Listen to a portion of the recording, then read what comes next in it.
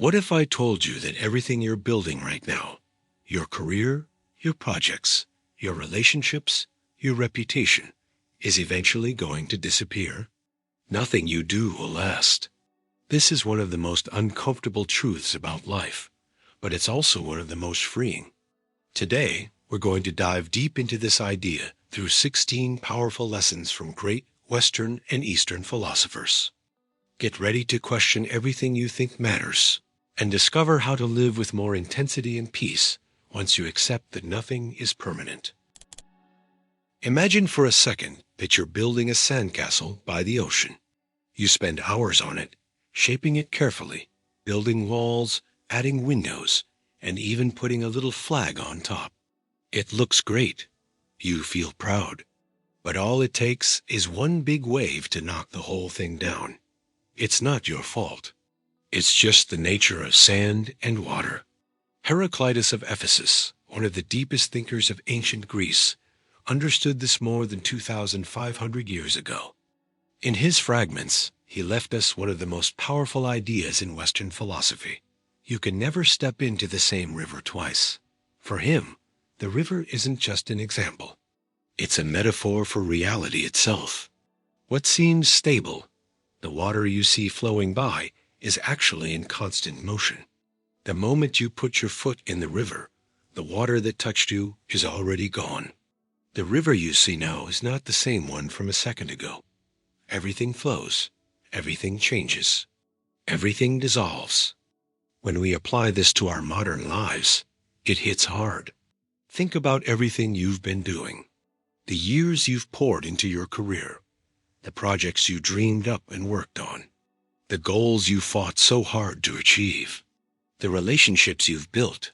The knowledge you've gained. Heraclitus would look at all of it and say, calmly, it's already disappearing while you're building it. This isn't pessimism. It's clarity. He invites us to see that impermanence isn't a problem waiting for us in the future. It doesn't wait for old age, retirement, or the end of a chapter. Impermanence is the very essence of reality. The moment you finish a project, it's already starting to change. The company you built with so much sweat is already aging. The book you wrote is already being interpreted differently by others. The child you raised is becoming someone you can't fully control. Even your own body is changing with every breath. Heraclitus called this fundamental force logos, an intelligent order behind the apparent chaos. For him, conflict and change aren't mistakes in the universe. They're how the universe stays alive.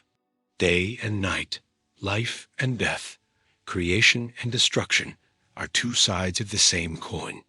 Without the flow, nothing would exist. This idea can feel strange at first, a mix of discomfort and relief. Discomfort because we realize that a lot of our anxiety comes from desperately trying to make permanent what can't be. We want our success to last forever. We want our recognition to never fade.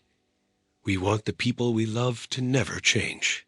But Heraclitus looks at us with those ancient eyes and gently asks, why are you fighting against the nature of things? And here's the liberating part of this wisdom. When we truly accept that nothing we do will last, our whole approach to action changes. We stop acting out of desperation to create something eternal. We start acting with more presence, more honesty, and surprisingly, more courage. If the river is always flowing, the point isn't to try to stop the current. The point is to learn how to navigate it well. You can build a beautiful bridge, plant trees along the bank, and help others cross. But you do it knowing that, in time, the bridge will need repairs, the trees will grow and die, and new generations will cross in different ways. And that's okay. Heraclitus teaches us that wisdom isn't about denying impermanence, it's about dancing with it. It's about living with your eyes wide open. It's about giving your best today without the childish illusion that we're building monuments for eternity.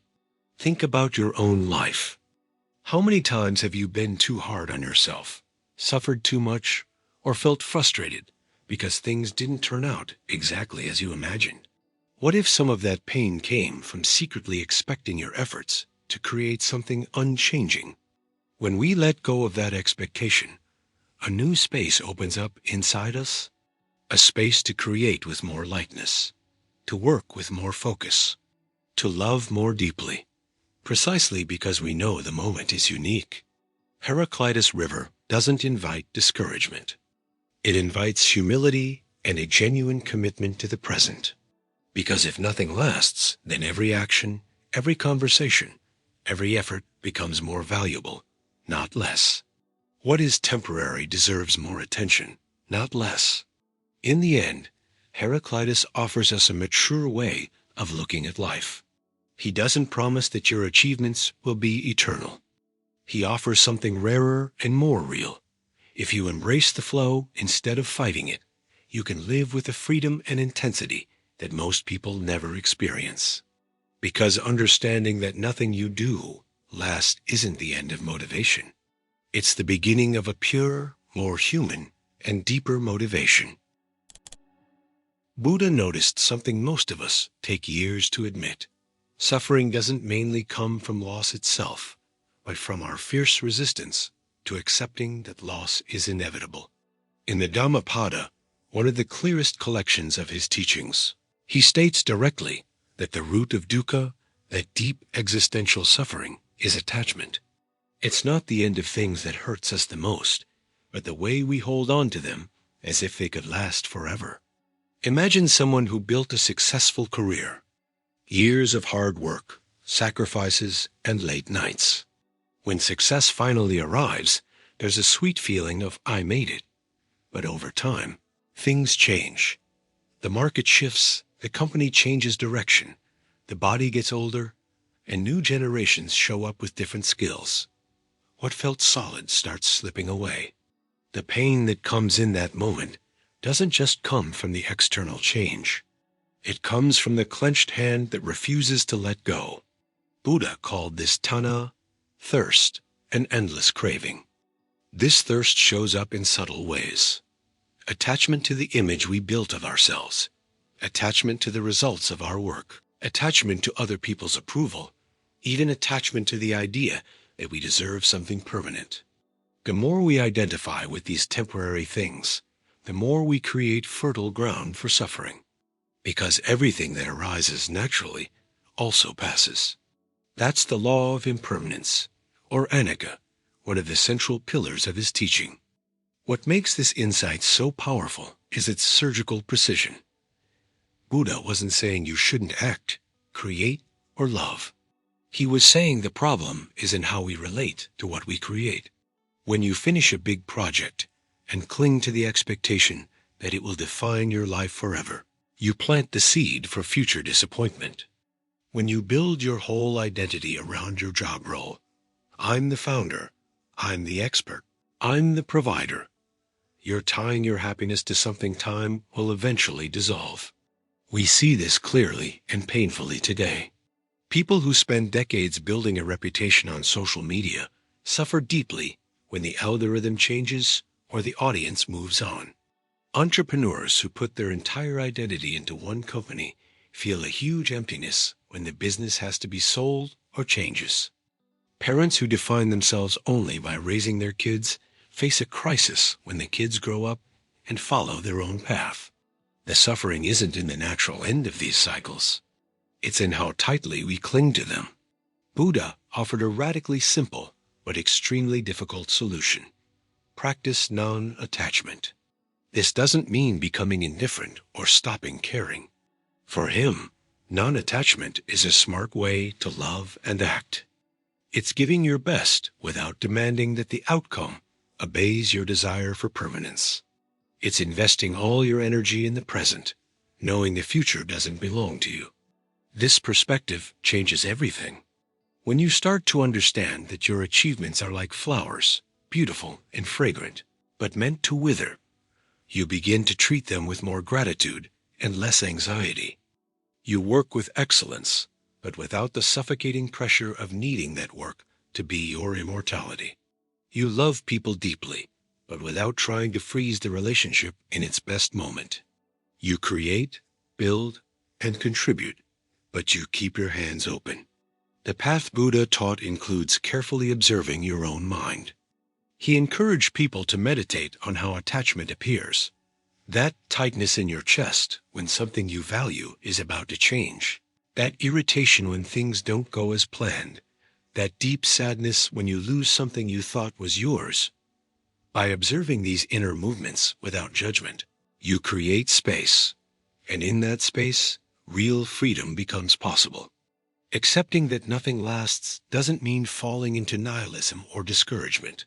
Quite the opposite. Buddha saw this acceptance as a door to a more stable and peaceful joy. When we release the illusion of control and permanence, our energy is freed up. We stop wasting mental energy fighting against the natural flow of life. We can then act with more lightness, creativity, and compassion for ourselves and for others who are also navigating this same temporary reality. Many of us live with a quiet tension. We work hard, but carry a constant fear that everything will fall apart. Buddha invites us to let go of that fear, not because things won't fall apart, but because falling apart is part of the dance of existence. The more we resist, the more we hurt ourselves. The more we accept, the more fluid, resilient, and truly alive we become. This ancient wisdom is still incredibly relevant. In a world that sells us the idea of eternal legacies, immortal brands, and permanent success, Buddha reminds us of a more honest and compassionate truth. Everything is temporary. And it's exactly that temporary nature that makes every moment precious, every meaningful effort, every real connection. When we deeply internalize this, our motivation doesn't disappear, it becomes purer. We work not to achieve eternity, but to honor the present. We love not to possess, but to celebrate while it lasts. We live not to build monuments, but to fully participate in the brief and beautiful experience of being alive. This is the liberation Buddha pointed to, not fighting against impermanence, but making peace with it. And in that smart act of surrender, we find the peace that no temporary achievement could ever offer. There are moments in life when we stop and ask ourselves, what's the point of all this? Years of hard work, long nights on the job, goals achieved, and yet a strange feeling remains, as if something essential keeps slipping through our fingers. The author of Ecclesiastes, known as the teacher, faced this question with a kind of honesty that is both brutal and freeing. Written more than 2,000 years ago, Ecclesiastes begins with a statement that hits like a punch to the stomach. Vanity of vanities, says the teacher. Vanity of vanities. Everything is vanity. According to him, everything human beings do under the sun is like chasing the wind. You may feel the wind against your face as you run, but you will never be able to hold on to it. The teacher was a man who had everything. He had power, wealth, pleasure, intelligence, and enough time to explore every possible path. He built great projects, planted vineyards, gathered gold and silver, pursued wisdom, and experienced every pleasure available. Yet when he looked back on it all, he reached a troubling conclusion. None of it brought lasting satisfaction. Every achievement, no matter how impressive, eventually faded into the same feeling of emptiness. He paid special attention to work. A person works hard, gains knowledge, makes careful plans, but one day someone else who never worked for any of it will inherit everything. The effort of an entire lifetime can be wasted or forgotten within a single generation. What does a man gain from all his labor under the sun? He asks. Work is good, necessary, and part of life, but it cannot carry the weight of our desire for eternal meaning. The same is true of pleasure. The teacher experienced laughter, celebrations, wine, and everything the heart could desire. He discovered that pleasure is temporary as well. It entertains and distracts, but it does not truly satisfy. The same goes for wealth. The more people have, the more they fear losing it. And what about wisdom? Even though it is better than foolishness, Both the wise person and the fool end up in the same place. They both die, and they are both eventually forgotten. This is not cheap cynicism. It is a mature and painfully accurate observation about the human condition. The teacher realized that we live obsessed with leaving a permanent mark, but time erases almost everything. Empires fall, names are forgotten, and ideas that once seemed revolutionary become outdated. Even our most cherished memories grow weaker as generations pass. What makes Ecclesiastes so powerful is that it does not stop at recognizing impermanence. It challenges us to change the way we relate to life because of it. Instead of desperately chasing something that will never last, it offers practical wisdom. Enjoy what is in front of you. Eat your bread with joy. Drink your wine with a glad heart. Live with the person you love. And do your work with dedication, not because these things will last forever, but precisely because they will not. There is a quiet beauty in this acceptance. When we recognize that nothing lasts, we stop demanding from our actions something they cannot give us. We stop placing on our careers, our money, or our social status the impossible burden of saving us from emptiness. This frees us to live in a lighter and more honest way. The teacher does not ask us to stop striving. He asks us to let go of the illusion. Keep working, keep creating, keep loving, but do it with open hands, without the crushing pressure that your life must result in something immortal. Trying to hold on to the wind only creates frustration and unnecessary exhaustion. This ancient wisdom speaks directly to the modern world. We live in a culture that celebrates hustle, legacy, personal branding, and endless success. Influencers promise formulas for achieving digital immortality, while companies sell the idea of creating an eternal impact. Ecclesiastes looks at all of this and calmly says, "Be careful. You are chasing the wind." Recognizing the vanity of everything does not make us lazy. Quite the opposite. It makes us more present. When we know that the project we deliver today may be irrelevant 20 years from now, we give it our best effort precisely because this moment is unique. When we understand that our current season of life, whether one of growth or stagnation, will also pass, we learn to live with more gratitude and less anxiety. The teacher ends his book by reminding us that the essential thing is to fear God and keep His commandments. But even for those who do not share a religious faith, the central message remains powerful. Living wisely means accepting the limits of human existence. It means finding contentment in ordinary life, value in what is temporary, and peace in the humility of knowing that we are part of something much greater than our brief time here. This is the great reversal that Ecclesiastes offers. Instead of fighting impermanence with desperation, we embrace it with realism. And in that embrace, we discover that life does not have to be eternal to be deeply meaningful. In a world that values control, constant productivity, and measurable results, Laozi's wisdom sounds almost revolutionary. Instead of struggling to hold on to things, he suggests something much more subtle, flowing with life.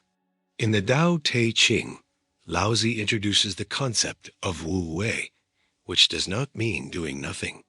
Rather, it means acting in harmony with the natural way of things, without excessive force and without becoming desperately attached to the results.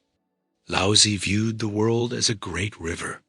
Leaves fall from trees, enter the current, and continue on their way. They do not fight against the water, try to return to the branch, or cling to the rocks. They simply move with the flow. For him, a wise person acts in the same way. They do their work, contribute what they can, but do not become attached to the outcome as if their happiness depends on it. This idea becomes even more powerful when we understand Laozi's view of impermanence. Everything in the universe is constantly changing. Things are born, grow, reach their peak, and then decline.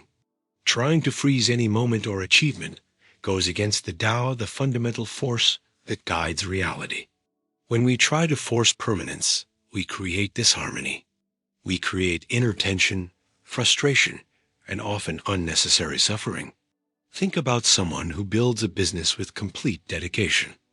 They plan every detail, work tirelessly, and when success finally arrives, they feel as though they have made it. But markets change, new technologies emerge, and circumstances shift.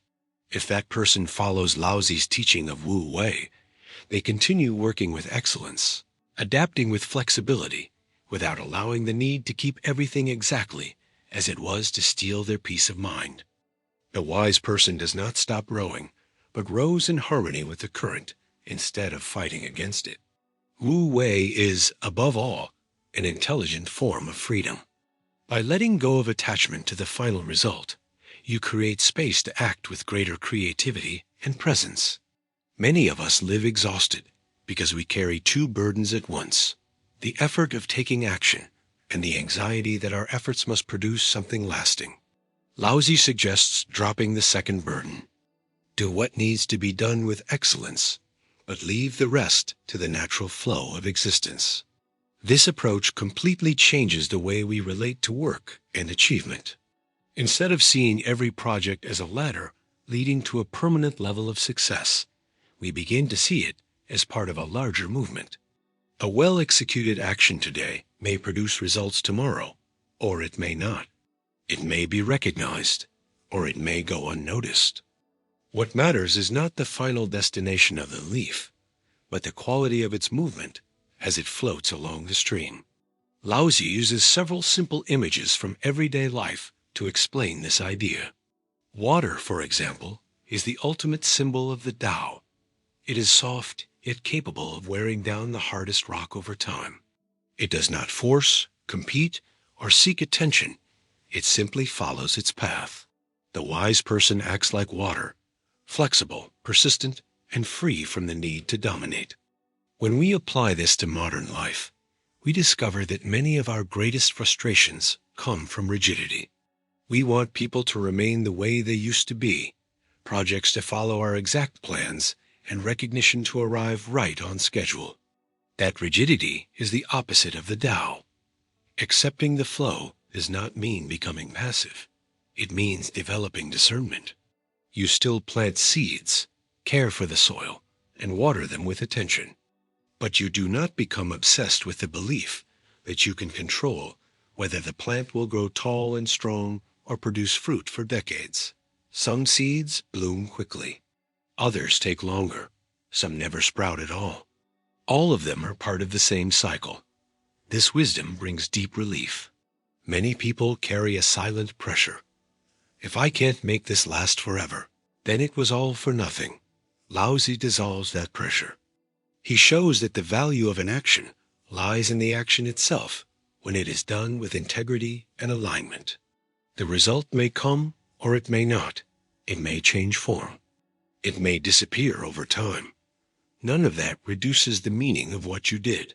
In the Tao Te Ching, Laozi repeatedly says that the Tao does nothing, yet nothing is left undone. It is a beautiful paradox. The less we force things, the less attached we become, the more naturally life seems to organize itself. Not because we possess some kind of magic, but because we stop creating unnecessary resistance against life's constant changes. For those who worry about the future of their achievements, Laozi offers a generous invitation. Let go a little. Trust the process more. Act with dedication, but keep your heart light. Your accomplishments do not need to be eternal to have been meaningful. They serve their purpose in the moment they appear, and then they continue along their natural path, just like everything else. This perspective creates a special kind of serenity. You still care. You still give your best, but without the emotional exhaustion that comes from needing the world to remember your actions forever. Life becomes more spacious, clearer, and surprisingly more effective. Laozi does not promise that nothing will change.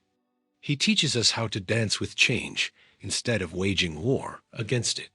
And it is in that fluid, gentle, and unhurried movement that we find a more harmonious way of living in a world where Truly, nothing we do remains exactly the same forever. There comes a specific moment in adult life when many people feel the weight of impermanence in an overwhelming way. You look at everything you have built, your efforts, plans, and hard-earned victories, and realize that none of it is guaranteed to last. The future may erase much of your work.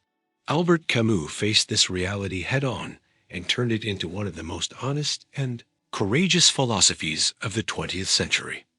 In the myth of Sisyphus, Camus introduces the concept of the absurd, the clash between humanity's desire for lasting meaning and the silent reality of a universe that offers no guarantee of permanence.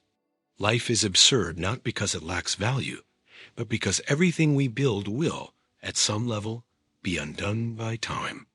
Careers, projects, relationships, and even the ideas we passionately defend all carry within them the seeds of their own disappearance. Camus uses the mythological figure of Sisyphus to illustrate this condition. Condemned by the gods to push a massive boulder up a mountain, Sisyphus sees his efforts constantly frustrated. The moment he reaches the top, the rock rolls back down. He must walk down and start again, forever. For Camus, all of us are, in some way, Sisyphus. We work, create, and struggle to shape the world, yet impermanence always sends the rock rolling back down. What makes Camus unique is not his recognition of the absurd. Many philosophers before him had already acknowledged the temporary nature of life. What sets him apart is his response, rebellion. Faced with the certainty that nothing lasts, human beings have a worthy choice. They can surrender to despair, or they can rebel with full awareness. Camus' rebellion is not destructive anger. It is a passionate affirmation of life, exactly as it is. It means continuing to push the rock while fully aware that it will roll back down again and finding greatness in that fact. This conscious rebellion completely changes the nature of action.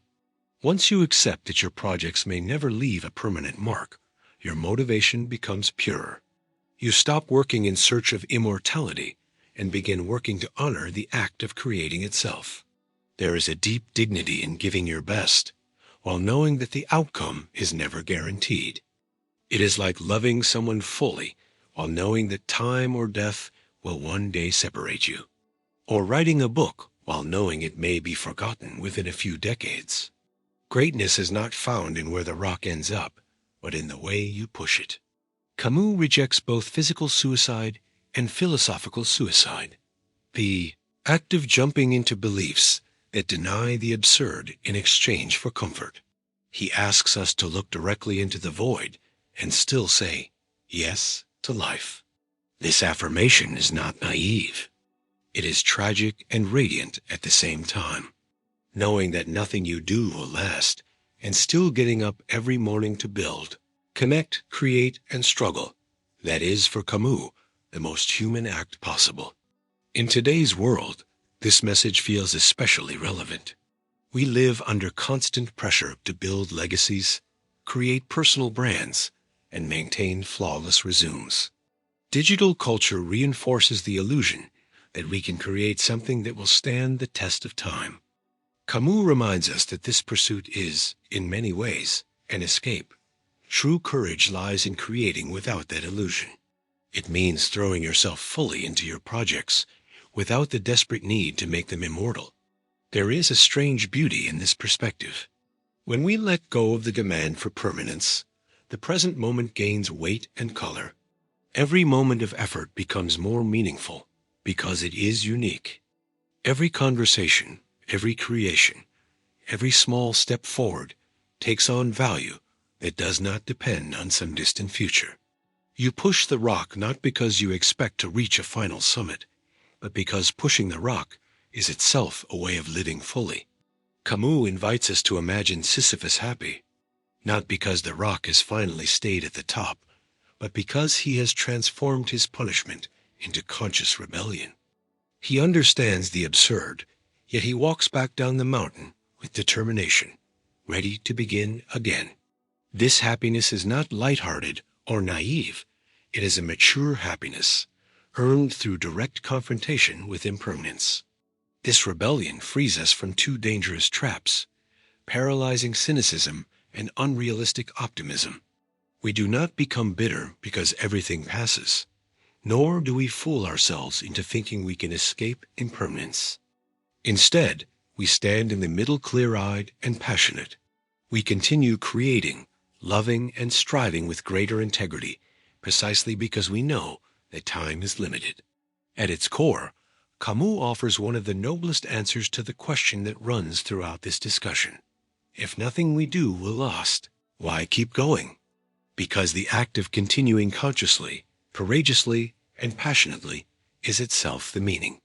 Rebellion does not eliminate the absurd. It illuminates it. And within that light, we discover a way of living that is both tragic and deeply beautiful. Nagarjuna, the great Indian philosopher of the 2nd century, proposed one of the most radical and transformative ideas in the history of human thought. Nothing possesses an independent, solid, and permanent existence. This understanding, known as shunyata or emptiness, is not a nihilistic or depressing concept. On the contrary, it is one of the most powerful keys to living freely in a world where everything changes and eventually disappears. In the Madhyamaka tradition, Nagarjuna carefully examines how our minds create illusions of solidity. We look at our actions, projects, and achievements and automatically assign them a lasting essence. We think, I built this belongs to me, or this defines who I am. Nagarjuna takes this perception apart, layer by layer. He shows that everything, absolutely everything, exists in dependence on other things and is empty of any inherent nature. Nothing arises on its own. Nothing remains on its own. Think about your achievements.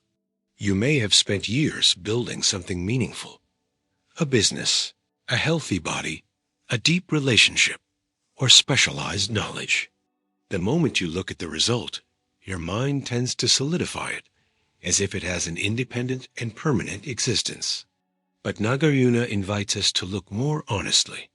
That achievement exists only because it depended on countless conditions: people, circumstances, time, previous effort, luck, and cultural context.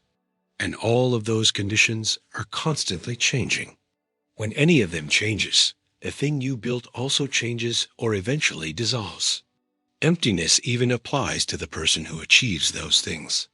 What we call the self is not a fixed entity that remains the same throughout life. It is an ongoing flow of thoughts, sensations, memories, and roles that are constantly changing. When we become attached to the idea of a permanent self that must leave an eternal mark on the world, we create a tremendous source of anxiety. We are trying to make something that does not truly exist a solid, self-achieve something that is equally impossible, a permanent existence. Nagarjuna does not stop at theory. He brings this insight directly into the heart of human experience. According to him, suffering arises mainly from our tendency to grasp things as if they possessed an inherent existence. We want our efforts to produce final and lasting results. We want our identity to remain stable. We want our goals to be achieved permanently. When reality reveals that none of this is true, frustration, fear, and disappointment appear. Understanding emptiness is like putting down an invisible burden that we have been carrying without realizing it. Once we recognize that our actions are empty of permanent substance, we stop demanding from them something they cannot provide. We continue acting, and may even act with greater dedication, but without the crushing pressure that our actions must guarantee our eternal importance. There is an extraordinary sense of lightness in this. Our achievements become more like clouds. They appear, take shape, transform, and eventually fade away. They are real while they exist, but they do not carry the rigid permanence that causes so much suffering. This perspective completely changes how we relate to both failure and success. A project that does not work out no longer threatens our identity because there was never a fixed identity to begin with. An extraordinary success no longer inflates the ego in a dangerous way because we understand that it, too, is dependent on countless conditions and is temporary by nature. What emerges is a sense of equanimity, a kind of emotional stability that does not depend on the changing waves of life. Nagarjuna offers a profound form of freedom because he dissolves the central illusion that keeps us trapped, the belief that there is something solid we can hold on to forever. When that illusion falls away, the fear of impermanence loses much of its power. We no longer need to fight against the natural flow of existence. Instead, we can participate in it with greater openness, creativity, and compassion. In daily life, practicing this perspective means noticing how our minds constantly try to solidify experiences. When something good happens, we want to freeze the moment. When something difficult appears, we resist it as if it were a permanent violation of how things should be. Nagarjuna teaches us to see through these mental constructions. Everything arises, remains for a time, and passes away. This passing is not a tragedy. It is simply the nature of reality. Emptiness does not leave us empty in a negative sense. It empties us of illusions so that we can be filled with authentic presence. When we are no longer obsessed with building eternal monuments, we can invest our energy in actions that truly matter in the present moment, helping someone, creating sincerely, and living with mindful awareness. The value of these actions is not reduced because they are temporary, it is increased. Nagarjuna shows us that accepting the emptiness of all things is not giving up on life. It is finally beginning to live without the invisible chains we have created for ourselves. It is possible to act with complete commitment while still keeping an open hand. It is possible to build without the desperate need to possess. It is possible to leave a mark on the world while knowing that this mark, like everything else, is part of the great interconnected movement of existence. This ancient wisdom remains a powerful antidote to today's anxiety about performance, achievement, and legacy. In a world that constantly demands permanent results, Nagarjuna reminds us that true freedom begins when we stop searching for something that never really existed in the first place: inherent permanence. Marcus Aurelius ruled the greatest empire of the ancient world. He faced wars, political crises, and constant health problems. Despite all his power and responsibility, he made time every morning and evening to write personal notes.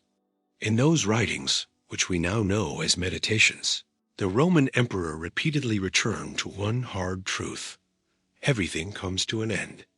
Empires collapse, fame fades, the body grows old and falls apart, and the achievements that seem so important today will be forgotten tomorrow.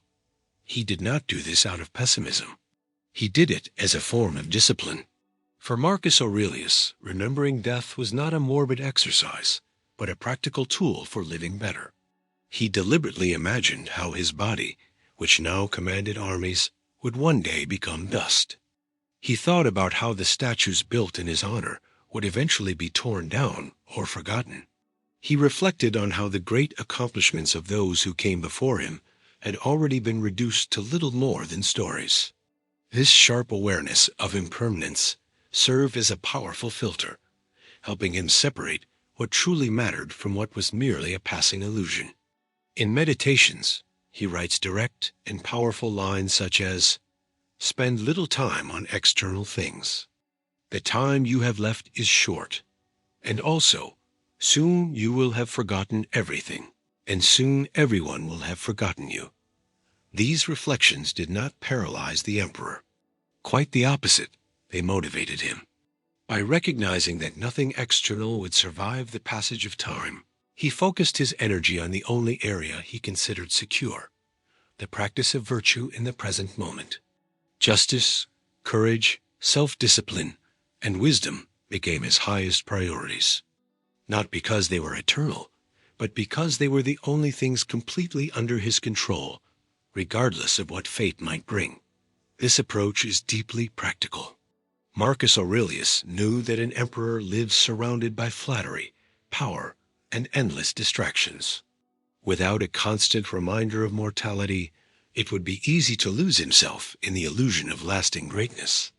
That is why he practiced memento mori, remembering that you will die, as a daily habit. When he woke up, he imagined that the day ahead might be his last.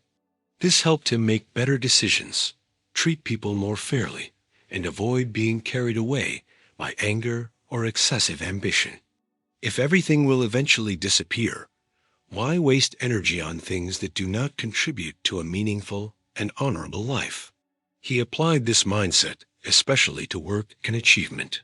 Marcus Aurelius commanded armies, governed vast territories, and made decisions that affected millions of people. Yet he constantly reminded himself that these actions, no matter how significant, were temporary. The city he defended today could fall tomorrow. The legacy he tried to build could be reinterpreted or forgotten by future generations. This awareness freed him from the dangerous trap of tying his identity and happiness to external success. He could do his best as a leader without falling into the illusion that his reign would last forever. This wisdom has a powerful emotional impact when applied to modern life. How often do we pressure ourselves to achieve perfect results, as if our careers will last forever? How often do we sacrifice our health, relationships, and inner peace for achievements that we know time will eventually wear away? Marcus Aurelius invites us to reverse this way of thinking. Instead of chasing accomplishments to feel important, we should act with virtue because our time is limited. The focus shifts from how much can I accumulate to how am I behaving right now. He never denied the importance of effort. He deeply valued hard work and fulfilling one's responsibilities. But he clearly separated effort from anxiety about the final outcome. You fulfill your duties with integrity, not because you are trying to create something immortal, but because it is the most honorable way to spend the short amount of time you have been given.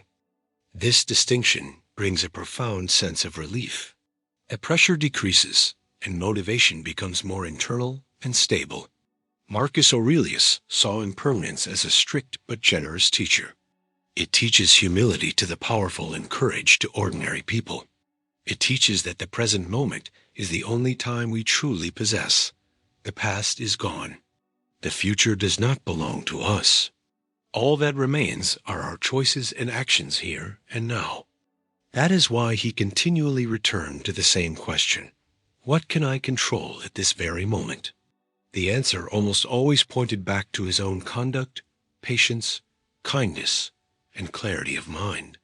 This daily practice of remembering death created within him a calm sense of urgency. Not an anxious urgency, but an attentive presence. He lived like someone who knew the clock was always ticking, yet without panic. This combination creates a special kind of inner strength, the ability to face difficulties without breaking, because one has already accepted that nothing is permanent, not even suffering itself. In the end, Marcus Aurelius shows us that accepting impermanence does not weaken our ability to act, it purifies it. When we let go of the need for eternity, we can fully invest ourselves in what actually depends on us, becoming better people today, more just, more resilient, and more compassionate. Not to build a name that will survive for centuries, but to live these few years with dignity and integrity. This is the great contribution of the philosopher emperor, transforming the awareness of death into fuel for a virtuous life. Not a perfect life or an eternal life, but a life well lived, one moment at a time. Zhuangzi, one of the most free-spirited and thought-provoking thinkers of ancient China, did not look at the world with heavy seriousness. He viewed human existence with a light, almost playful smile, and invited us to question something fundamental. How can we be so sure that we are awake? In his writings, he tells a simple yet profound story that became famous, the butterfly dream. One night, Zhuangzi dreamed that he was a butterfly, freely flying from flower to flower, without worries and completely happy. When he woke up, he found himself lying in bed, once again a man. But then a question arose. Was he a man who had just dreamed he was a butterfly? Or was he a butterfly now dreaming that he was a man? This intentional confusion was not just a philosophical game. It was a way of showing that the boundaries we consider solid between dream and reality, success and failure, self and world, are far more fluid than we imagine. For Zhuangzi, our entire life unfolds like a great dream. The ambitions we chase so fiercely, the achievements we celebrate, and the identities we build with so much effort all share the same temporary and unstable nature as a dream. You can spend decades building a reputation, collecting accomplishments, and planning a secure future. Yet, like the butterfly dream, it can all dissolve in the blink of an eye. An unexpected change, a twist of fate, or simply the passage of time can suddenly reveal how light and fleeting it all is. What makes Zhuangzi so unique is that he does not use this insight to create anxiety or paralysis. Quite the opposite. He turns the awareness of impermanence into a source of lightness and humor. If everything is like a dream, why take things so seriously? Why cling so tightly to roles, titles, and outcomes? To him, the wise person moves through life with spontaneity, accepting change without trying to hold on to it with force. Imagine an executive who spent 30 years building a career, climbing the ladder, creating status, and securing financial stability. One day, a crisis or even a personal change causes everything to fall apart. The natural reaction might be despair. Zhuangzi, however, would look at the situation and say, "You were dreaming that you were a successful executive. Now the dream has changed. Perhaps you are dreaming something else." This perspective does not reduce the value of effort, but it removes the crushing burden of needing things to last forever. You can fully dedicate yourself while the dream lasts, without believing it will define your existence for all time. Zhuangzi criticized those who become trapped by rigid distinctions. Right and wrong, beautiful and ugly, success and failure. To him, these divisions are creations of the human mind, just as temporary as everything else. When we understand that our actions and achievements are like scenes in a long dream, we gain the freedom to participate in life in a more authentic and creative way. We no longer need to desperately defend ourselves against change. We can dance with it instead. This perspective brings deep emotional relief. Many of us live with anxiety, carrying the burden of making sure our accomplishments matter forever. Zhuangzi invites us to put down that unnecessary weight. If everything is a dream, then what matters is not making sure the dream never ends, but living it fully and joyfully while it unfolds. You can work with dedication, love deeply, and create passionately while maintaining an inner lightness, like someone who knows they are dreaming and chooses to enjoy the dream rather than fight against it. He uses stories filled with humor and paradox to show how ordinary people become trapped by temporary concerns. A man grieves the death of his wife, but Zhuangzi observes that excessive sorrow often comes from attachment to the way things used to be. Transformation is natural. Death is part of the great flow of existence. Accepting this does not mean becoming emotionally cold. It means developing a broader understanding of life's ongoing dance. When we accept the dreamlike nature of life, a genuine freedom emerges. We stop identifying so strongly with our roles, the successful professional, the perfect parent, the brilliant creator. These roles are real while they last, but they do not define our deepest nature. This inner distance allows us to live with greater spontaneity, less fear, and a stronger ability to adapt. When careers change, bodies age, and plans fall apart, we can respond with flexibility instead of collapsing under the weight of it all. Zhuangzi offers a wisdom that balances depth with lightness. He does not deny that we suffer or that loss can be painful, but he suggests that much of our suffering comes from our stubborn resistance to treating the dream as anything other than solid and permanent. When we relax that resistance, we can appreciate the temporary beauty of every stage of life, the sweetness of a successful moment, the peace of a simple season, and the intensity of a difficult challenge. At its core, his message is a gentle invitation to humility and joy. If nothing we do has permanent substance, then we can finally stop demanding so much of ourselves as if we were masters of time. We can participate in life with a more open heart, creating, loving, and flowing less rigidity and greater presence. This is the great freedom that Zhuangzi offers. Waking up within the dream and smiling at it, knowing that everything is temporary, and precisely because of that, deeply alive. Plato invites us to imagine a dark and revealing scene. In the Republic, he describes prisoners who have been chained inside a cave since birth. They can only look at the wall in front of them, where shadows cast by objects behind them are projected.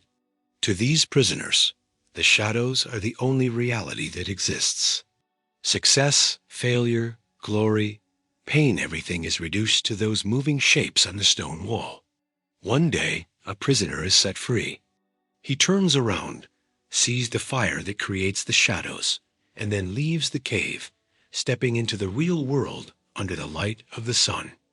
At first, the brightness hurts. His eyes, accustomed to the darkness, resist. The things he once believed were solid and real are revealed to be mere projections. Plato uses this allegory to explain the difference between the physical world changing, temporary, and imperfect, and the world of ideas, which is eternal and unchanging. But when we apply this image to our discussion of impermanence, it becomes even more powerful. Everything we value in everyday life, a successful career, social status, professional achievements, accumulated wealth is, from Plato's perspective, nothing more than shadows on the wall of the cave. We believe they are real because they are what we can see and touch. We invest years of our lives in them. We suffer because of them, celebrate them, and define ourselves through them. But Plato warns us that these things are projections. The material world is, by nature, unstable. What seems like a solid achievement today may change tomorrow, lose its meaning, or simply disappear. Think about how we build our identities. Someone may spend decades climbing the corporate ladder, earning promotions, and becoming recognized as an expert in their field.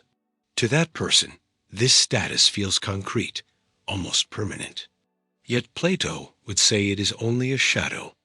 A company restructuring, a technological shift, or simply the aging process can cause that image to tremble and fade from the wall. The same is true of wealth, physical appearance, and public reputation. All of them are projected forms that depend on external conditions that are constantly changing. Plato's great contribution is showing that much of our suffering comes from confusing shadows with reality. When we treat material achievements as if they have permanent existence, we create attachments that inevitably lead to pain. The prisoner who believes the shadow is the highest reality lives in constant anxiety because, deep down, he senses the fragility of what he worships. True wisdom, according to Plato, begins when we recognize that fragility and start looking beyond it. When the freed man leaves the cave, he experiences discomfort at first. The sunlight, a symbol of true knowledge, reveals that nothing he built inside the cave had lasting substance.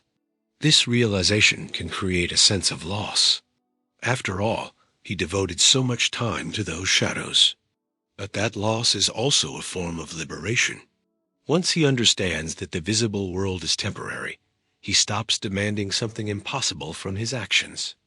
Permanence. This perspective changes the way we act. You can continue working, creating, and contributing to the world. Plato was not advocating abandoning practical life. However, you do so with a different awareness. You understand that the results belong to the realm of shadows. They can be beautiful, useful, and important, but they are never final. This understanding removes a tremendous burden. Your career no longer has to be legendary. Your legacy no longer has to be immortal. Your achievements no longer have to survive the passage of time. The purpose of effort shifts from building something eternal to acting with excellence and integrity while I am here. Plato shows us that most people remain voluntarily chained inside the cave. We prefer comfortable shadows because the light demands transformation. Accepting that nothing we build in the material world is permanent requires courage. It requires admitting that we have invested energy in temporary things. Yet it also brings precious clarity. It allows us to care less about appearances and more about what is essential. Less about temporary applause and more about inner growth. The journey out of the cave is not merely intellectual, it is deeply existential. Once we recognize the impermanence of the visible world, we are challenged to reconsider our priorities. What is truly worth pursuing?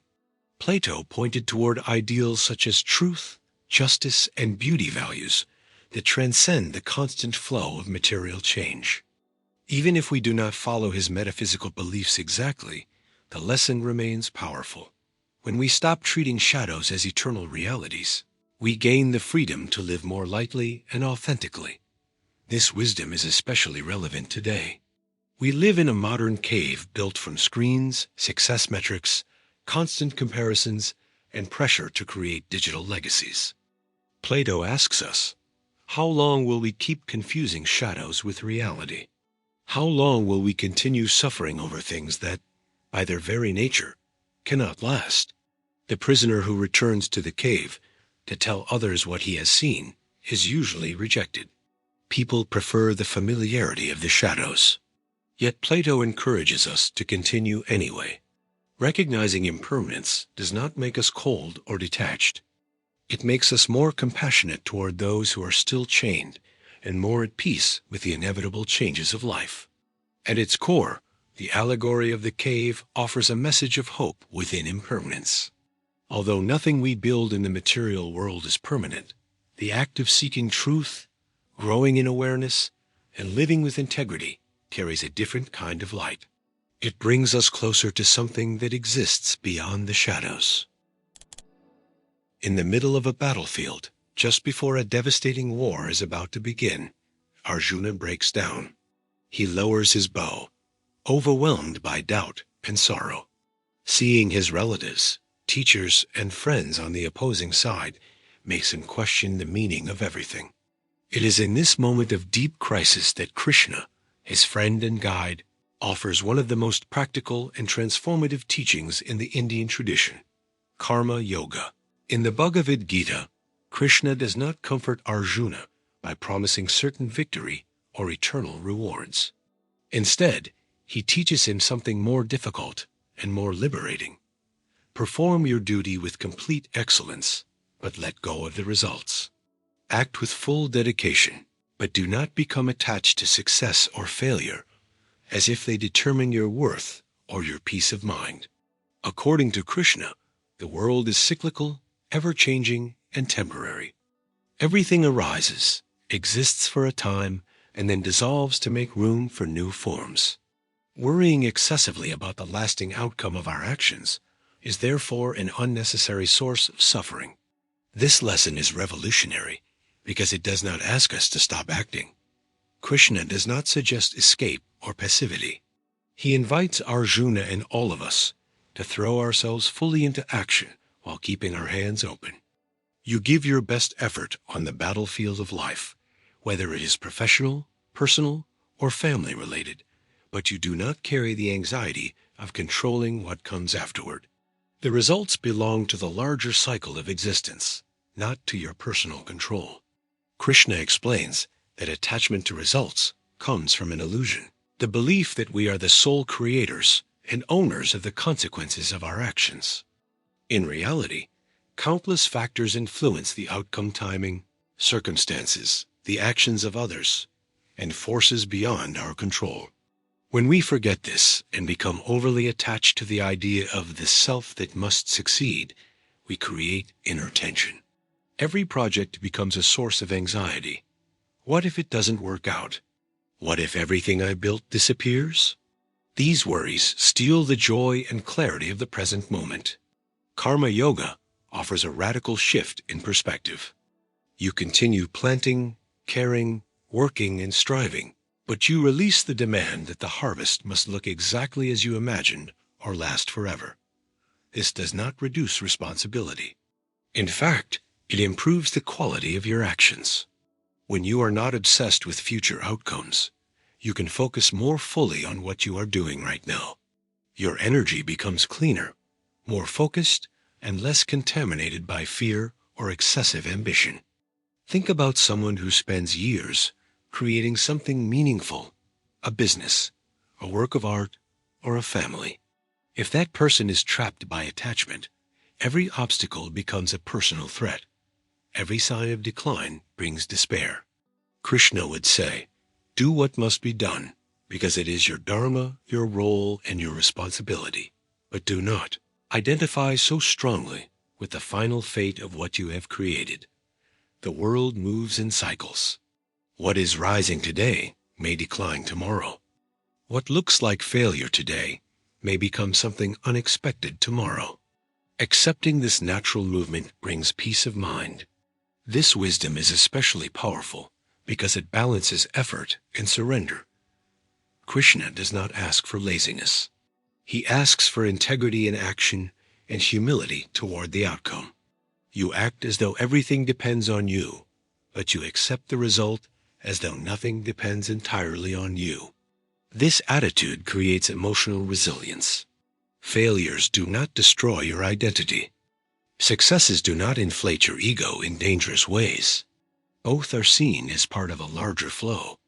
In today's world, where we are constantly pressured to build legacies, create lasting personal brands, and maintain perfect resumes, Krishna's teaching acts as an antidote. Many people live exhausted because they carry the illusion that their achievements must become permanent in order to matter. Krishna frees us from that trap. He shows that the value of an action lies in the quality of presence we bring to it, not in how long its effects last. When we practice non-attachment, our relationship with time also changes. We stop living in an imagined future. When I achieve this, then I'll be happy, and become more deeply rooted in the present. Every task, every conversation, and every decision gains greater dignity because it is no longer being used merely as a stepping stone toward an idealized future. You live more fully precisely because you know that nothing is guaranteed. Krishna repeatedly teaches in the Gita that a wise person acts without craving the fruits of their actions, remaining balanced in both victory and defeat. This balance is not cold indifference. It is an inner stability gained through a deep understanding of impermanence. You continue loving, creating, and contributing with intensity, but without the crushing burden of needing your actions to achieve eternity. This is one of the most mature lessons on how to live in a temporary world. Give your best, fulfill your responsibilities with honesty and excellence, and then let go. Trust that the greater cycle of life will take care of the rest. In this way, action becomes lighter, more authentic, and paradoxically, more effective. Friedrich Nietzsche did not want people to simply accept impermanence. He wanted them to embrace it so completely that they could transform the pain of life's temporary nature into fuel for a stronger and more creative existence. At the center of this vision is the concept of amor fati, the love of fate, one of the most radical and demanding ideas in his philosophy, especially developed in the gay science, and thus spoke Zarathustra. Amor fati is not resignation. It is not saying, "Well, nothing lasts anyway," with a shrug of the shoulders. It is something much more powerful, saying a passionate and wholehearted yes to life exactly as it is, including its most brutal reality, the fact that everything we build will eventually be destroyed. Your work, your relationships, your health, your ideas, and even your memory will one day disappear or be transformed. Nietzsche asks us not only to accept this truth, but to love it with our entire being. This position is the opposite of escapism. While many people seek comfort in promises of eternity, immortal legacies, future heavens, or permanent achievements, Nietzsche looks directly into the abyss of impermanence and chooses to dance with it. He saw humanity's tendency to deny destruction as a weakness. We want our efforts to produce something permanent because we are afraid of facing the relentless flow of time. Amor fati is the antidote, such a powerful affirmation of existence that it includes even life's ability to destroy what we love most. Imagine spending years creating something you consider your masterpiece. You pour your creativity, effort, and identity into it. Once the project finally takes shape, the natural temptation is to want it to last forever. Nietzsche would say that this desire is understandable, but immature. The true test of greatness is creating while knowing that time will eventually undo everything and loving that reality. Creating not to defeat death, but to affirm life despite it. This is the essence of Nietzsche's concept of the will to power, not dominating the world, but affirming existence in its entirety, including both its beauty and its destruction. Amor fati radically transforms human motivation. When you stop fighting against impermanence and begin loving it, your actions are freed from a poisonous burden, bitterness. Many people create while carrying a hidden resentment toward time for eventually taking everything away. Nietzsche proposes eliminating that resentment. You work, love, struggle, and build not in opposition to fate, but in partnership with it. Even knowing that Sisyphus's rock will roll back down, you push it with a kind of tragic joy. This philosophy demands brutal honesty. Nietzsche allows no comforting illusions. He forces us to look directly at our own mortality and at the mortality of everything we touch, and then respond with an enthusiastic yes. I want this to happen again, he says to the idea of eternal recurrence, the possibility that life, with all its suffering and destruction, would repeat itself endlessly. To accept that repetition means loving even the moments when your achievements collapse. It means saying yes to ruin, forgetfulness, and endings. In today's world, where we are obsessed with productivity, digital legacies, and virtual permanence, Nietzsche appears as a challenging but necessary voice. He asks, are you creating out of fear of emptiness or out of love for life? Are you building something to impress a future that will never truly arrive? Or are you affirming your existence in the present, knowing that it is temporary? Amor fati cuts through performance anxiety because it removes the need for eternal results. You can give your best effort with maximum intensity precisely because nothing is guaranteed. This complete affirmation of impermanence creates a unique sense of vitality. People who live according to amor fati do not waste time mourning what will eventually end. They invest their creative, emotional, and intellectual energy more freely. They love more deeply because they know love is temporary. They create more boldly because they are not paralyzed by the fear that their work may be forgotten. They live with greater urgency and, paradoxically, with greater peace because they have accepted the entire game of existence. Nietzsche saw amor fati as the highest expression of psychological and spiritual health. It is the moment when a person stops being a victim of impermanence and becomes its dance partner. It is not indifference toward destruction, but such a profound celebration of life that it includes even its darkest side. It is saying to fate, I love you not, despite the fact that you destroy me, but also because of it. This attitude does not eliminate suffering. Nietzsche never promised a life without pain. What he offers is a way of suffering that does not degrade us, but elevates us. When you love the fate that destroys everything, the pain of loss becomes part of a greater experience, the full experience of being human. Amor fati invites us into a heroic and poetic way of living, to create as if our works were eternal, while loving them knowing they are not. To live with such intensity that impermanence stops being an enemy and becomes the very condition that makes life worth living. Matsuo Basho did not try to fight against time. He observed it carefully and transformed its passing into art. A master of haiku, Basho traveled throughout 17th century Japan carrying little more than a notebook and a deep sensitivity to the present moment. His short poems capture something most people overlook, the beauty that exists precisely because things do not last. Unlike many traditions that treat impermanence as a tragedy to overcome, Basho celebrated it. For him, a leaf falling in autumn was not a sign of a sad ending, but the peak of its existence. A morning dew that forms on the grass and disappears with the first sunlight does not represent loss. It represents perfection. Each haiku serves as a small window into this understanding. A moment is precious precisely because it is temporary. One of his most famous haiku reads, "Old pond frog jumps in the sound of water." In just a few syllables, Basho captures an event that lasts less than a second. The sound of water breaking the silence is important not because it is grand, but because of the purity of the moment. A second later, the pond is quiet again. The frog moves on.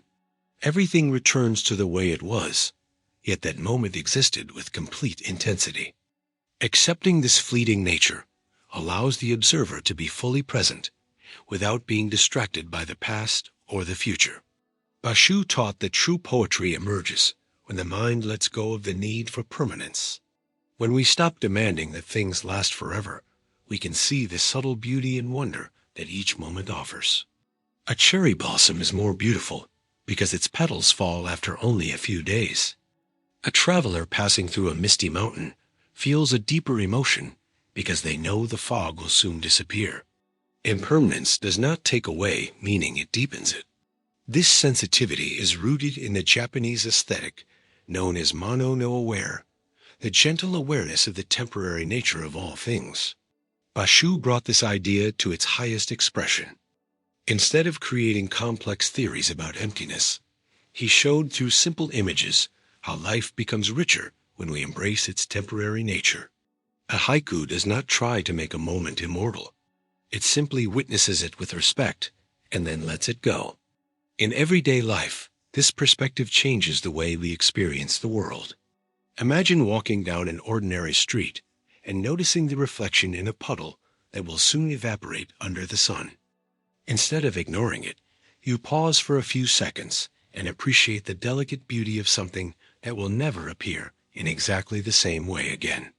Or you notice an elderly person smiling at a child, a connection that lasts only a moment but carries a quiet beauty. Basho teaches us to find poetry where others see only routine or insignificant details. This acceptance brings a unique kind of emotional freedom. When we understand that nothing lasts forever, we stop demanding from our experiences what they cannot provide. We do not need a relationship, a creative project, or a phase of life to last forever in order for it to have value. It has value simply because it happened. Haiku teaches us to appreciate life with gratitude and then let it go without trying to freeze it into a perfect mental photograph. Basho lived this philosophy deeply.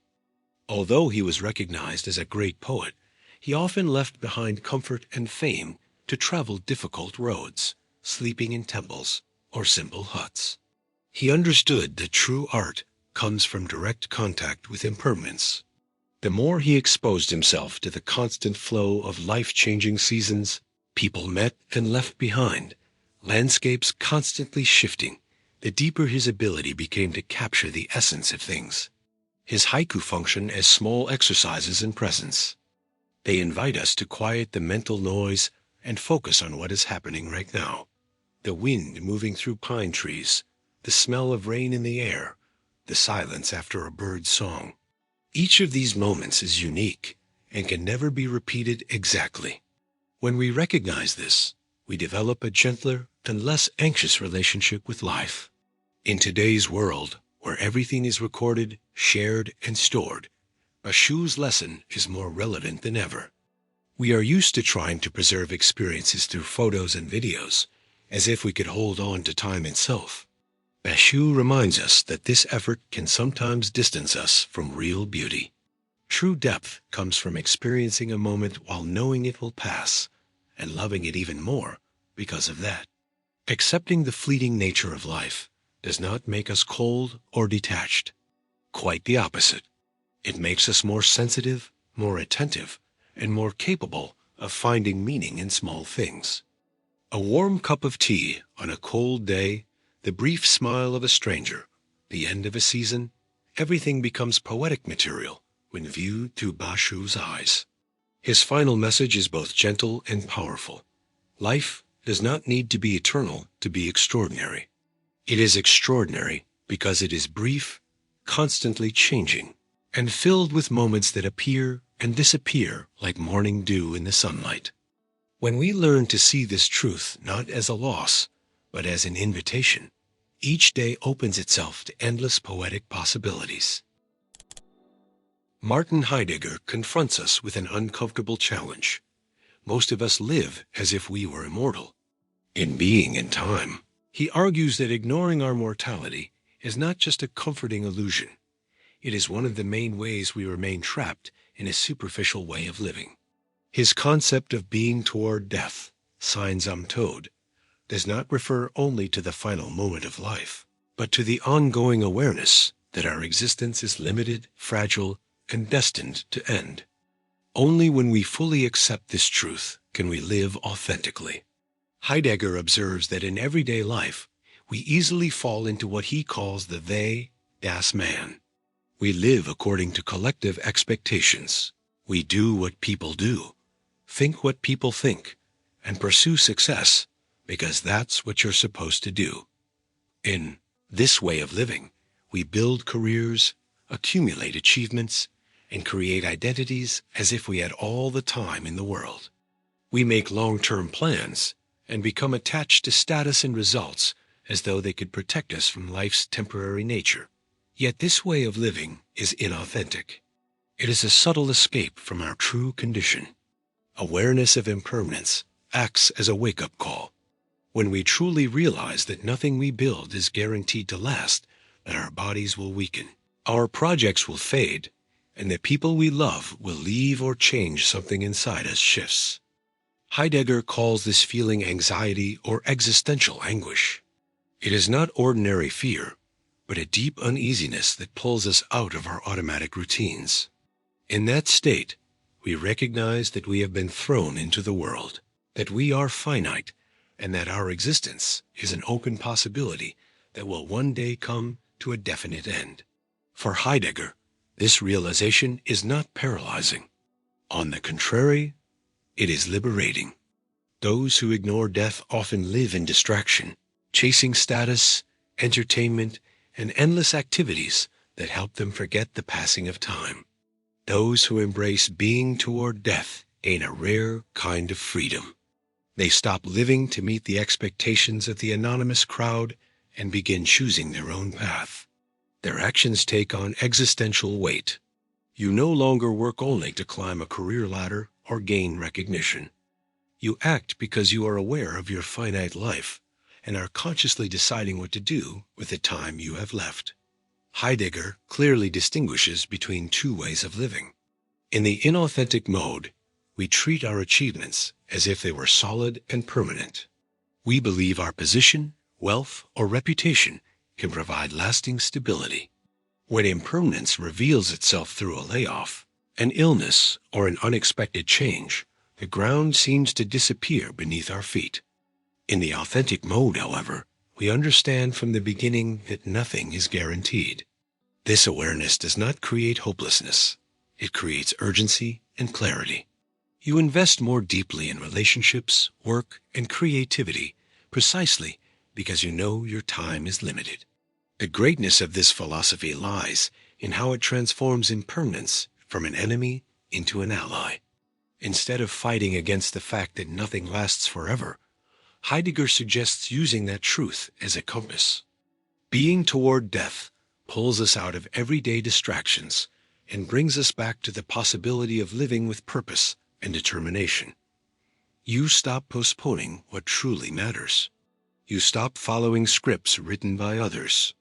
You begin asking yourself, am I choosing this project, this relationship, or this path because it genuinely reflects who I am, or simply because it's what people are expected to do? This authenticity does not mean isolation or selfishness. It means responsibility. When you accept that your time in the world is brief, your choices become more honest. You are more present in your relationships because you know your time together is not unlimited. You work with greater integrity because you understand that value does not come from eternal recognition, but from the quality of who you are while you act. You live with more freedom because you have let go of the desperate need to build something immortal. Heidegger warns that this understanding does not come easily.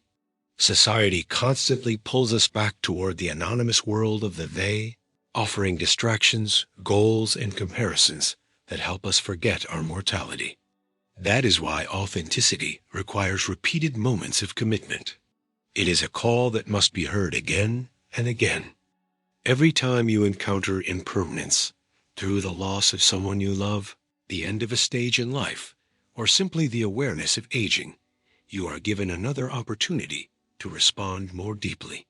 In today's world, where we are constantly bombarded with promises of lasting success, endless productivity, and digital legacies, Heidegger's message serves as an important counterbalance. He asks us, are you truly living, or are you merely filling your time? Are you building your own existence, or simply following the crowd? The awareness that nothing lasts does not have to make us gloomy. It can make us more alive, more present, and more courageous in the choices that truly define who we are. Ultimately, accepting being toward death means learning how to live fully within a limited amount of time. It does not mean giving up on creating, loving, or striving. It means doing those things with the seriousness and lightness of someone who knows that every moment matters. It means living with the awareness that the clock is always moving forward, and still choosing, day after day, a life that is worth living. Buddha went straight to one of the most sensitive aspects of human experience, the constant feeling that there is a solid, continuous self that exists separately from the rest of reality. In his teachings on anatta, non-self, he carefully dismantles this perception. There is no fixed, permanent core that owns your achievements, your history, or your identity. What we call the self is actually a flowing process of sensations, thoughts, emotions, and perceptions that arise and disappear from moment to moment. This idea may sound simple, but its implications are profound when applied to our desire to leave something lasting behind. If there is no fixed self that can truly own anything, then every attempt to build a permanent identity through achievements becomes a painful illusion. You may spend decades defining yourself by what you do. I am my position. I am my company. I am my titles and accomplishments. But Buddha would point out that the self, trying to cling to these things, is itself only a temporary mental construction. Imagine someone who has built a strong reputation over the course of a lifetime. The mind creates a continuous story. This is who I am. These are my achievements. This is my value. When circumstances change, the market shifts, health declines, people move on, deep suffering arises. It is not only the external loss that hurts. What truly hurts is the collapse of the fixed image we had of ourselves. Buddha taught that this suffering comes from a basic misunderstanding, the belief that there is a permanent owner behind all our experiences. Anatta does not mean that you do not exist. It means that you do not exist in the way you imagine, as a solid and independent entity. The self is like a moving car, made up of many parts temporarily working together. There is no eternal driver sitting inside. When we understand this, the pressure for our actions to create a legacy that defines who we are loses much of its power. We no longer need achievements to support an identity that was never truly solid in the first place. This perspective dissolves one of the greatest sources of modern anxiety, Many people spend their lives chasing external validation because they constantly need to reinforce the story of a successful and permanent self.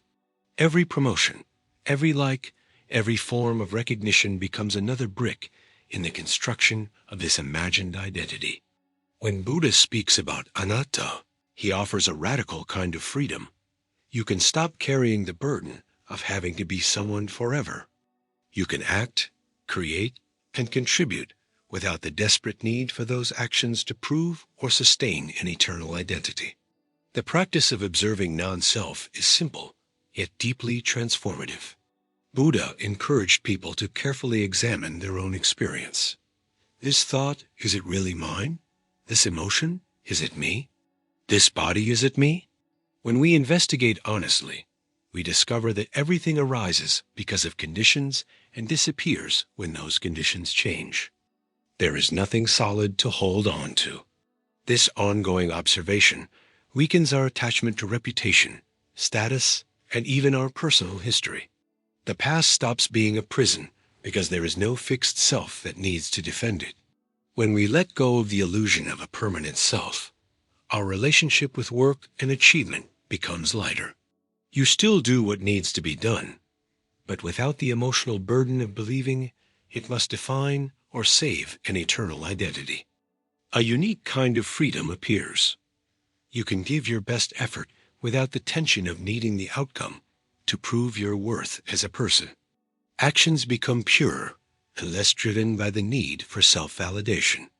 This understanding also deeply changes how we deal with failure and aging.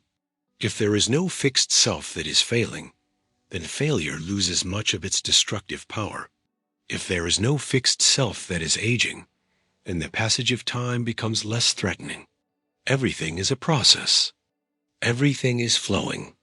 And within that flow, there is room for greater compassion, both for yourself and for others, who are also carrying the same illusion of a solid self. Buddha did not present anatta as a cold philosophical theory. He saw it as a doorway to a more stable kind of happiness. When we stop trying to be someone forever, we can simply be present. We can work with dedication, love sincerely, and create freely without demanding that these experiences support a permanent image of ourselves. The suffering caused by the endless search for permanence naturally begins to fade. In today's world, where people invest enormous effort in building personal brands, success narratives, and digital legacies, the teaching of anatta acts like a deep source of relief. It gently asks us, who is this self that needs to be remembered forever? Who is this self that suffers when achievements disappear?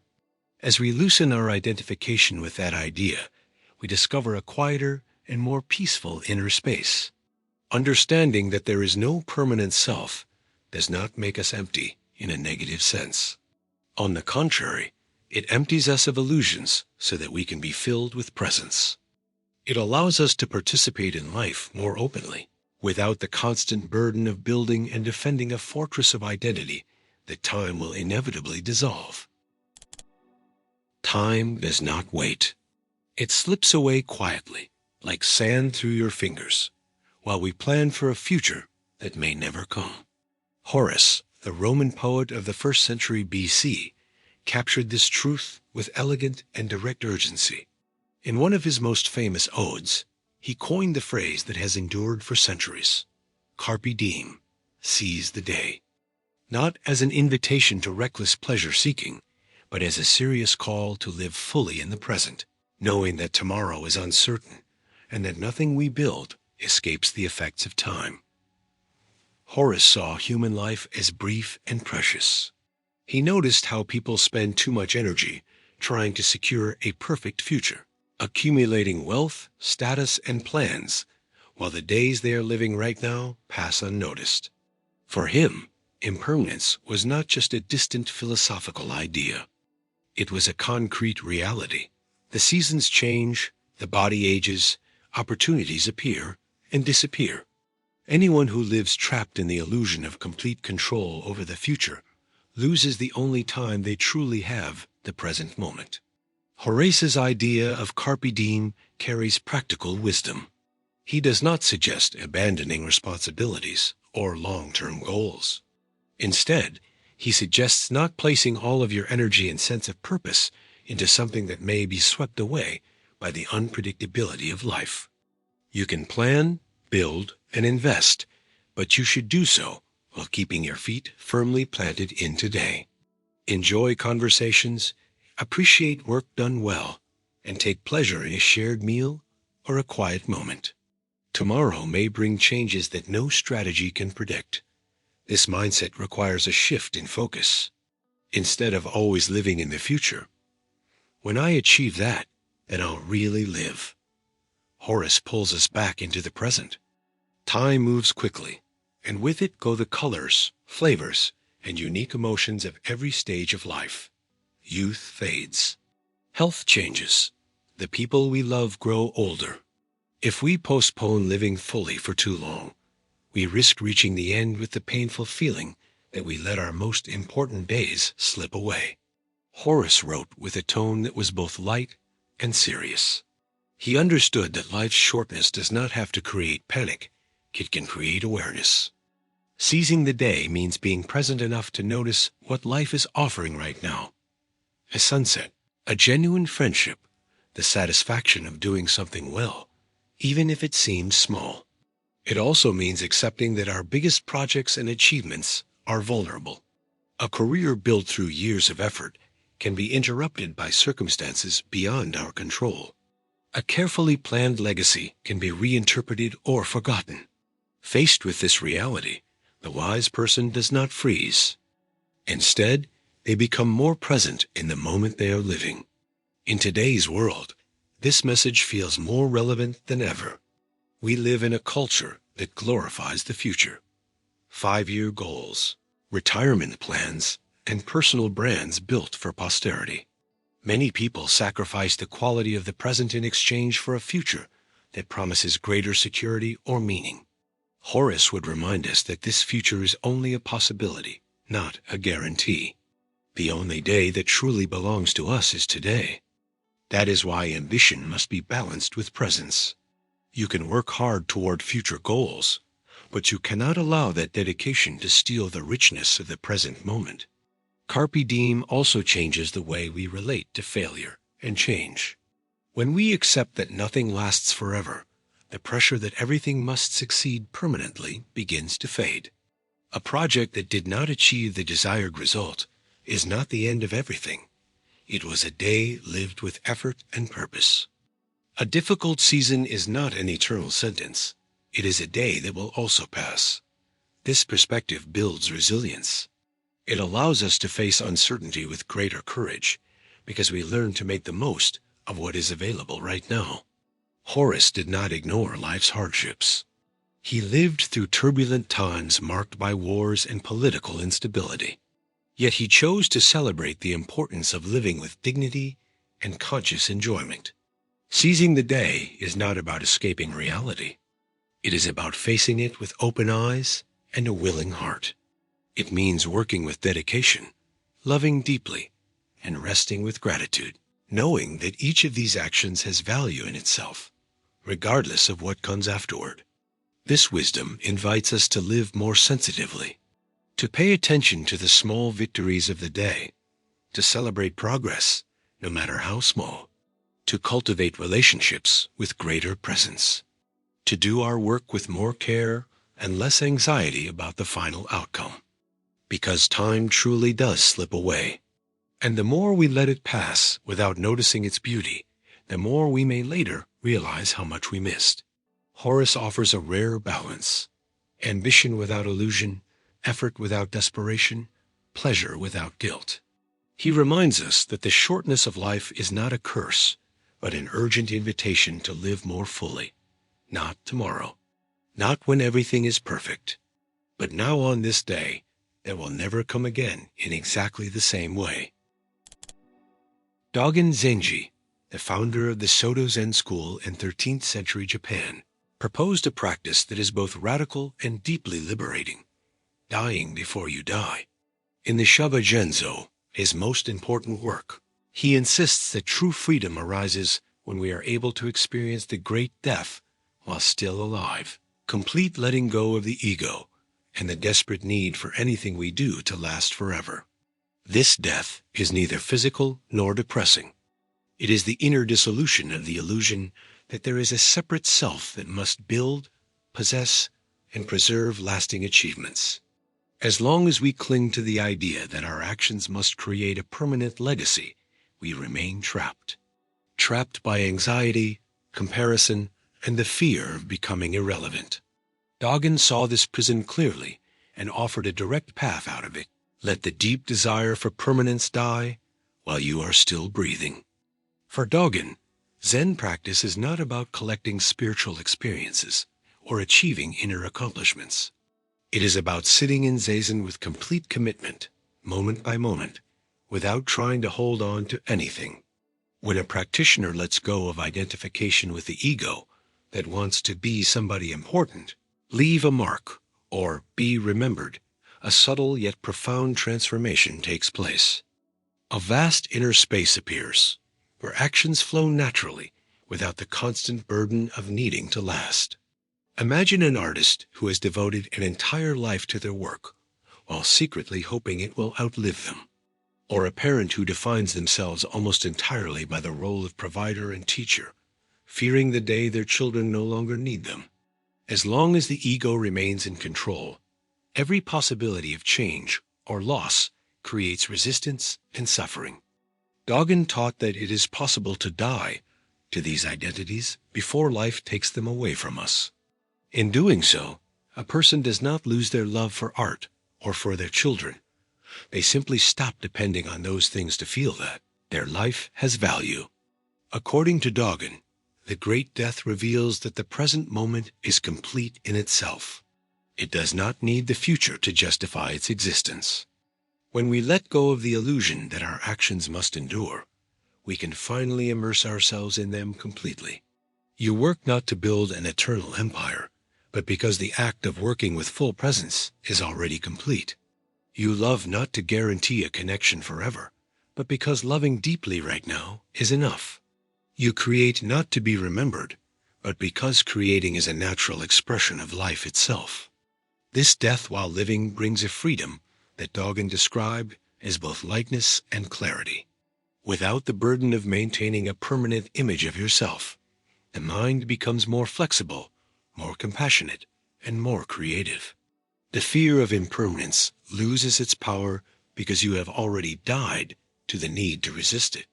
What remains is full participation in the flow of existence, being born and dying with each moment alongside everything else. Dogen was extremely practical. He did not speak in distant abstractions. He taught that this great death happens in everyday life, while sweeping the monastery floor with complete attention, while cooking, or while sitting in meditation without expecting future enlightenment. Every activity becomes an opportunity to let the ambitious ego die. And with every small death, more life emerges, a presence that is more awake, more alive, and less burdened by concerns about what will remain afterward. In today's world, where we are constantly encouraged to build personal brands, lasting legacies, and stories of enduring success, Dogen's teaching serves as a radical and necessary counterpoint. Many people live exhausted, carrying the invisible burden of needing their lives to matter forever. A great death offers relief. You can let go of that weight. You can pursue excellence without needing immortality. You can contribute generously without demanding eternal recognition. When someone undergoes this inner transformation, something changes in the quality of their presence. Relationships become more genuine because they are no longer burdened by the need to last forever. Work gains greater dignity because it no longer has to carry the responsibility of defining who you are for all time. Even aging and the natural losses of life are received with greater balance, not as defeats, but as part of the ongoing dance of appearing and disappearing. Dogen reminds us that this death is not the end of anything truly valuable. It is the end of something false, the illusion of a separate and permanent self. On the other side of that death, a lighter, more connected, and more vibrant life emerges. A life where every breath, every action, and every encounter is lived as if it were unique, because it truly is.